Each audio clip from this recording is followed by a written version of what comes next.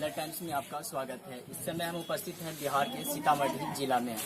कैसर सिद्दीकी की आवाज़ अब हमेशा के लिए खामोश हो गई। जी हाँ, यकीन नहीं आ रहा होगा, लेकिन ये आवाज़ हमेशा के लिए खामोश हो गई। वह हम सब के बीच से ऐसी जगह चले गए जहाँ से इंसान वापस नहीं होते। 24 अक्टूबर को उन्हें हार्ट अटैक हुआ और वह इस दुनिया को अलविदा कहकर चले गए। अपने भाई बहनों में सबके दुलारे कैसर सिद्दीकी यूँ चले गए जिसका किसी को उम्मीद नहीं था। मिलर टाइम्स हिंदी के एडिटर और सीतामढ़ी टाइम्स के बानी मोहम्मद कैसर सिद्दीकी की हजारों सोगवारों की मौजूदगी में उन्हें आबाई गांव रायपुर सीतामढ़ी में सुपुर्द खाक कर दिया गया। नमाज जनाजा मरहूम के बड़े भाई शम्स तबरेज़ कासमी ने पढ़ाई। नमाज जनाजा में गांव और उसके आसपास के ज़िला से ताल्लुक़ रखने वाली सरकर्दा शख्सियात ने हिस्सा लिया। मदरसा रशीदिया रायपुर में नमाज जनाजा बाद नमाज जुहर अदा की गई और वहीं नज़दीक के कब्रिस्तान में सुपुर्द खाक किया गया। मोहम्मद कैसर सिद्दीकी 24 साल के थे और कई तरह की सरगर्मियों से वाबस्ता थे। मिलर टाइम्स हिंदी के बानी एडिटर थे।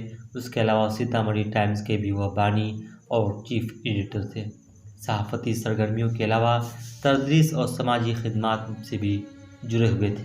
मरहूम की वफ़ात पर डॉक्टर शकील अहमद साबिक मरकजी वज़ीर हुकूमत Hind, press club of India के सदर आनंद के सहाय, जनरल सेक्रेटरी बगैतर मौलाना बदरुद्दीन अजमल कासमी, ऑल इंडिया मिली कौंसिल के जनरल सेक्रेटरी डॉक्टर मोहम्मद मंजूर आलम, सुमाइल नबी साबिक वज़ीर Bihar, doctor Sajid Khan director HMT अस्पताल, मंगीता देवी MLA, रेखा गुप्ता कांग्रेस रहनुमा, शम्स शाहनवाज सीनियर सहाफ़ी AU आसिफ, मौलाना खलीलुर रहमान सज्जाद नुमानी, RJD रहनुमा कारी सुहेब, सुनील कुमार पिंटू MP सीतामढ़ी समेत कई सियासी, मिली, मजहबी और समाजी रहनुमाओं ने अपने गहरे दुख, दर्द और ताज़ियत का इजहार किया है।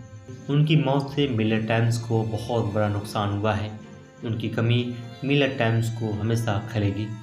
अल्लाह उनके गुनाहों को बख्श दे और जन्नतुल फिरदौस में जगह दे, साथ ही घर वालों को सब्र जमील अता फरमाए।